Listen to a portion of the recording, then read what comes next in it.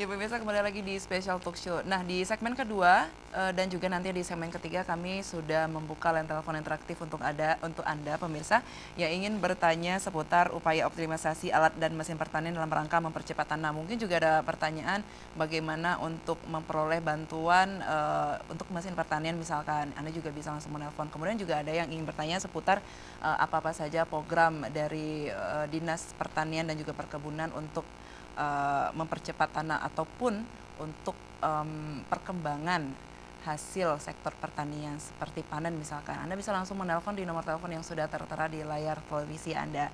Saya masih ke Pak Adar nih Pak. Untuk di Aceh sendiri nih Pak, yang tersedia saat ini mesin apa saja nih Pak yang tersedia ya Pak ya dalam upaya optimasi tanam Pak?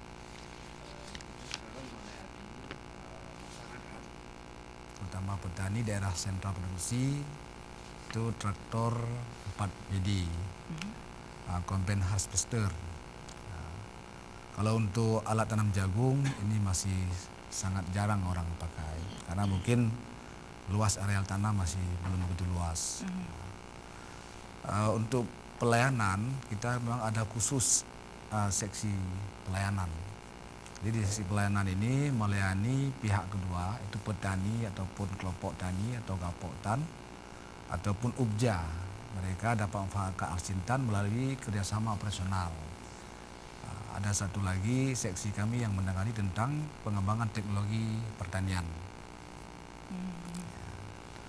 Untuk wilayah sentra produksi seperti di Aceh Besar, di Aceh Utara, di samping pelayanan oleh pemerintah terutama mekanisasi pertanian, juga sudah ada minat masyarakat untuk membeli Arsintan pribadi dan kita saling bekerja sama.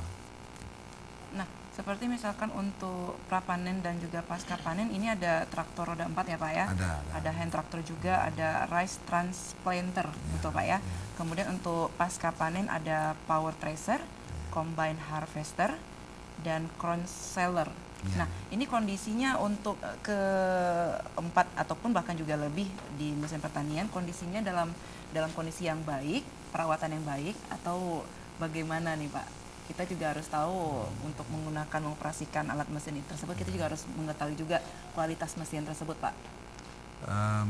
Kita akan melayani semaksimal mungkin sehingga sebelum dikeluarkan Arsintan dari workshop untuk pihak kedua itu harus kondisi yang memang betul bisa beroperasi. Terjadinya kerusakan di lapangan berdasarkan laporan daripada pihak kedua itu akan kita coba fasilitasi. Ada standar sebatas mana yang perlu kita fasilitasi. Bagi yang tidak menginformasikan, mungkin mereka menangani sendiri untuk penanganannya. Kalau untuk standar pemakaian mesin tersebut Pak, bagaimana? Apakah cukup dengan arahan saja atau harus memang dilatih, ada pelatihan khusus untuk pengoperasian mesin-mesin tersebut? Ya, pihak kedua yang bekerja sama dengan kita, mereka ada yang memiliki operator sendiri, ada yang memang meminta bantu dari UPTD mekanisasi. Kita siap untuk melayani dan kita punya tenaga operator walaupun tidak begitu banyak. Oke, artinya memang kondisinya dalam cukup yang baik ya Pak saat ini? Cukup baik. Cukup baik dalam perawatan yang baik pula. Oke, baik. Nah, ini juga menjadi sebuah tugas bagi pihak kedua ya Pak ya, untuk menjaga perawatan dari mesin-mesin tersebut. Nah, kemudian apakah dengan semua mesin yang tadi sudah disebutkan, mesin ini memang cocok untuk digunakan di segala areal Pak?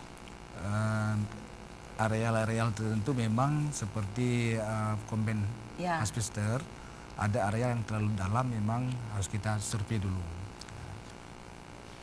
Ada yang memang yang maxi kontu yang bisa kita modifikasi untuk area yang tidak begitu dalam.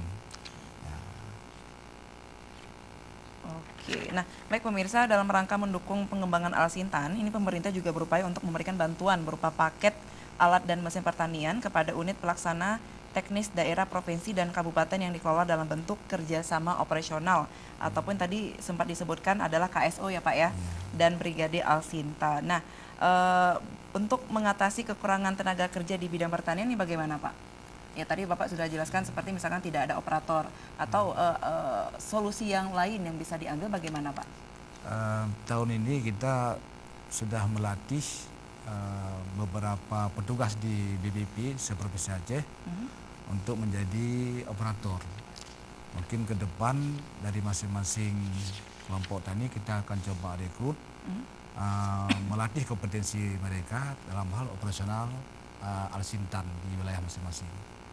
Baik, baik. Nah pemirsa, kami masih membuka line telepon untuk Anda yang bertanya seputar tema kita pada malam hari ini, upaya optimisasi alat dan mesin pertanian dalam rangka mempercepat tanam. Saya ke Pak Safrizal dulu ya Pak ya. Pak Sayadi, nanti saya simpan pertanyaan untuk Bapak nih. Pak Ferizal, kita juga mengetahui bahwasanya di Aceh sendiri menjadi hasil ya, di sektor pertanian hasil padi yang sangat luar biasa nih Pak. Nah, saya ingin tahu untuk upaya dari Dinas Pertanian dan Perkebunan dalam optimasi alat mesin pertanian dalam rangka mempercepat tanam itu seperti apa Pak? Ya, memang secara bertahap pemerintah Aceh ya, kita terus berusaha menambah ya, dari sisi jumlah dari alat mesin pertanian, di samping juga menambah ragamnya. Karena mesin pertanian itu rentangnya mulai dari persiapan lahan, ya. Kita kenal dengan ada traktor, baik itu roda 2, roda 4 gitu.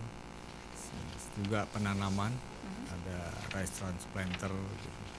Sampai juga ke penanaman nanti untuk padi itu ada combine harvester. Itu pun macam-macam, ada yang kecil, ada yang sedang, dan ada yang besar. Seperti tadi dikatakan juga bahwa semua itu penggunaannya tergantung situasi lahannya.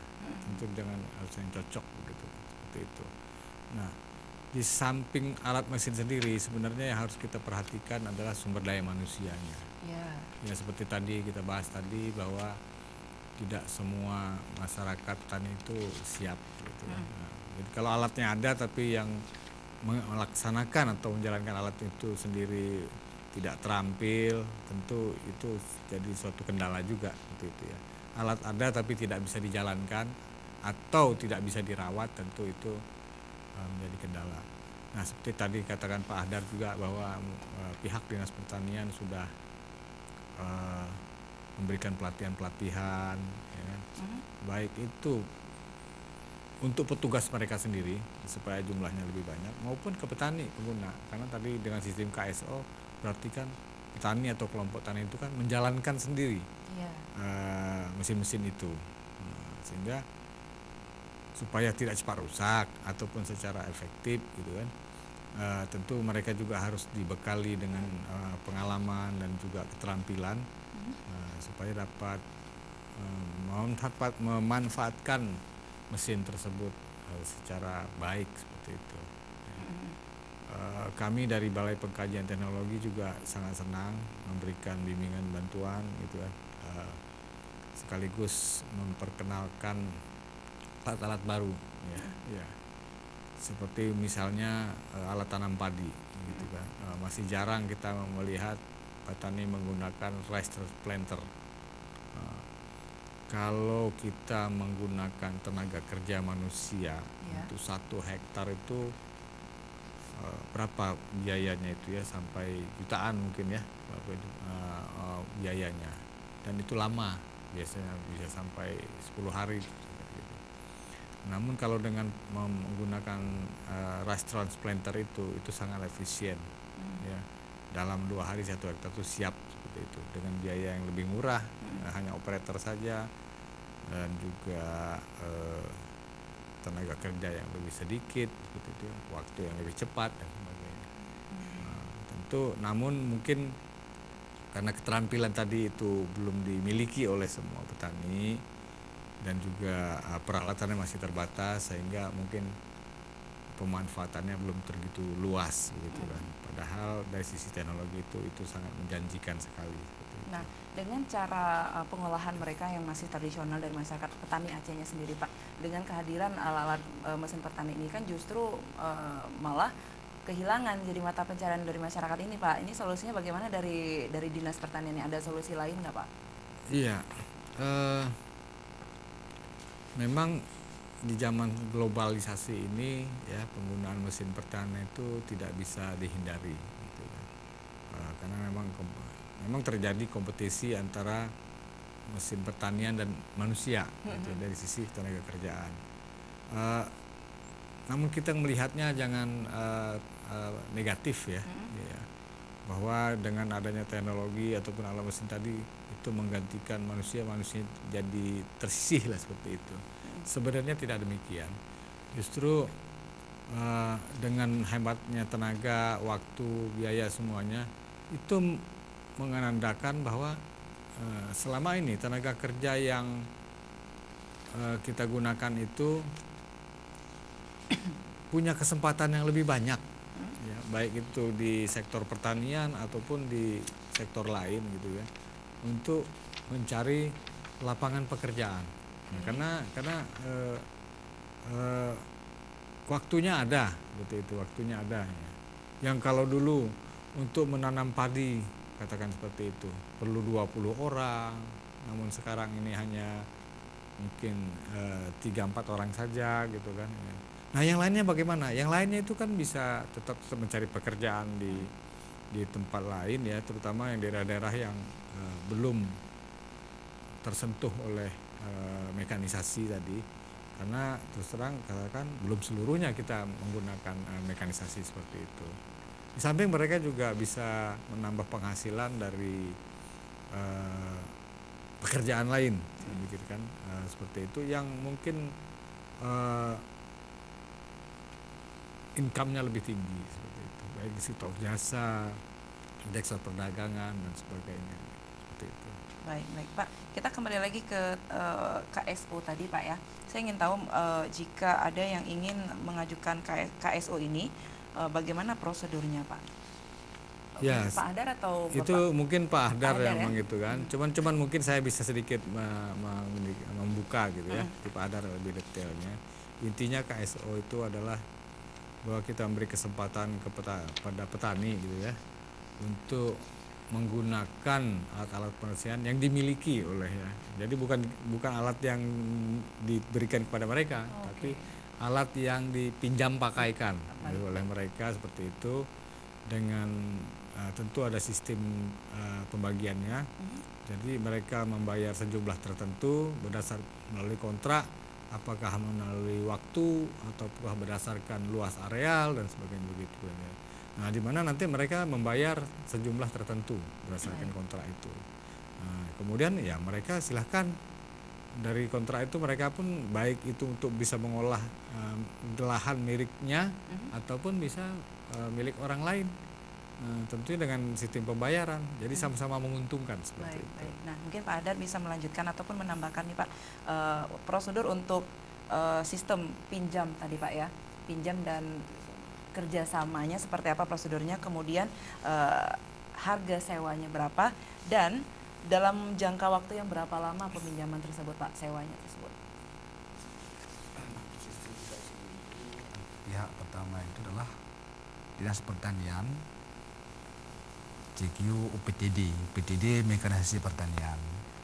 Jadi pihak kedua itu petani, Potan, Gapotan, Ubja dan lainnya mengusulkan dalam bentuk surat permohonan langsung kepada UPTD Mekanisasi Pertanian dan menyampaikan berkas-berkas seperti KTP, pas foto 4x6, 2 lembar, dan mereka menandatangani kontrak serta pembayaran panjar sesuai dengan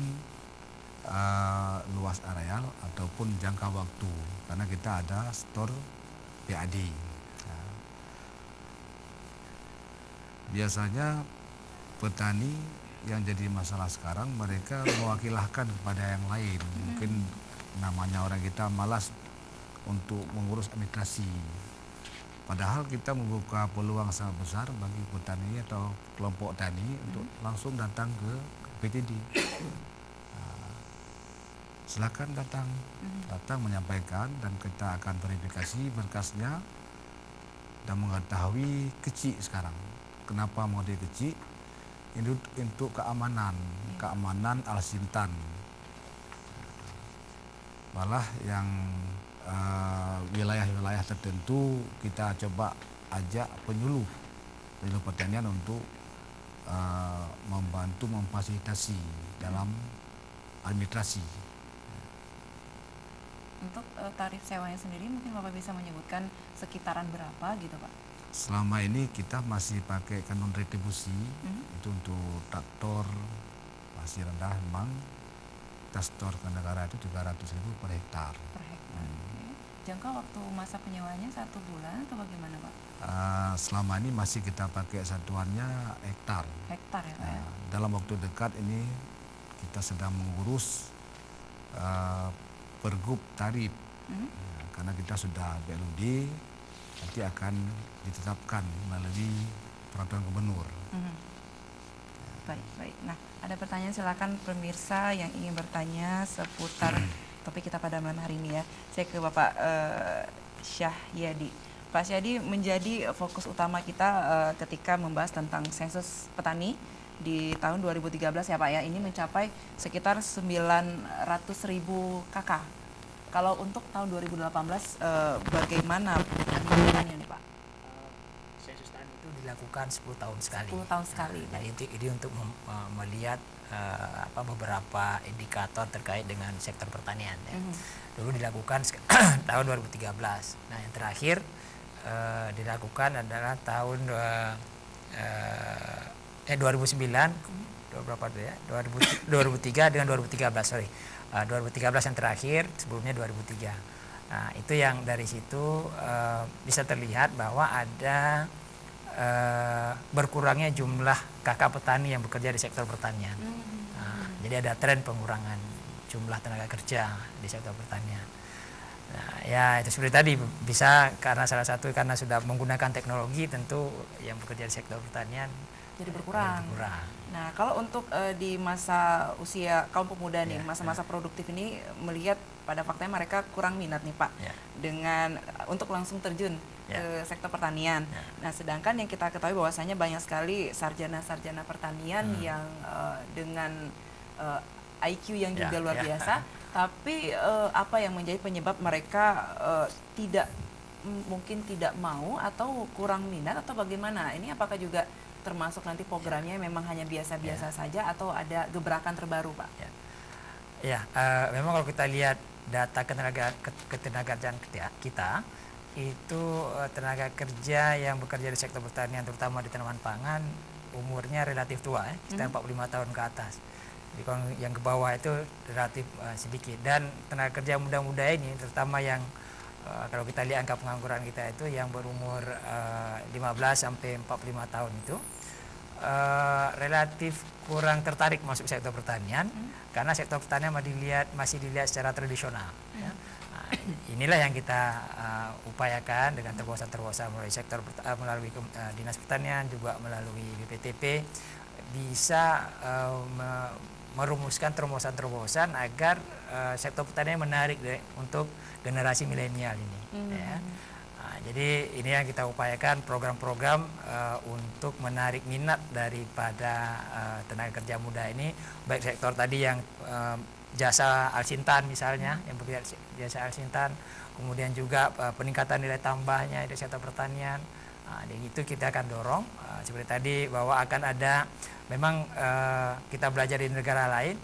Kalau sudah berkembang sebuah negara, tentu akan ada shifting ya tenaga kerja sektor pertanian ke sektor yang lain, terutama biasanya sektor industri dan sektor jasa. Nah, inilah juga yang dialami oleh Aceh. Ya, sekarang ini ada perubahan tren dari ketenaga kerjaan, orang lebih suka bekerja di sektor lain dibanding sektor pertanian. Padahal kita ingin mendorong sektor pertanian lebih maju. Nah, jadi perlu tenaga kerja yang produktif dan muda, kreatif untuk bekerja di sektor pertanian. Ya, mudah-mudahan nanti ke depan melalui Dinas Pertanian ini bisa membuat program-program yang menarik ya buat rekan-rekan kerja sektor pertanian, dan kita dorong juga SMK pertanian itu yang sudah lulusannya itu bisa bekerja di sektor pertanian. Sekarang banyak sudah lulusan ini dari melalui dinas pertanian dan juga di luar SMK pertanian itu nggak tahu mencari tenaga kerjaan di mana ya. Nah, Baik, jadi yang menarik. untuk negara yang bisa kita tiru salah satunya adalah Jepang ya Pak ya, di sektor pertaniannya ya Pak Betul, ya. betul. Nah di sana juga memang khususnya anak-anak muda juga sudah menggandrungi Ya. hobi bertani, Ya. karena menurut mereka ini bisa menghasilkan perekonomian Betul, yang betul. luar biasa. Ah. Nah ini juga tadi membahas tentang program. Ya. Nanti di segmen terakhir kami akan kembali untuk membahas program apa saja yang bisa diterapkan untuk menarik minat masyarakat khususnya anak-anak muda di Aceh. Jangan kemana-mana, tetap di Special Talk Show.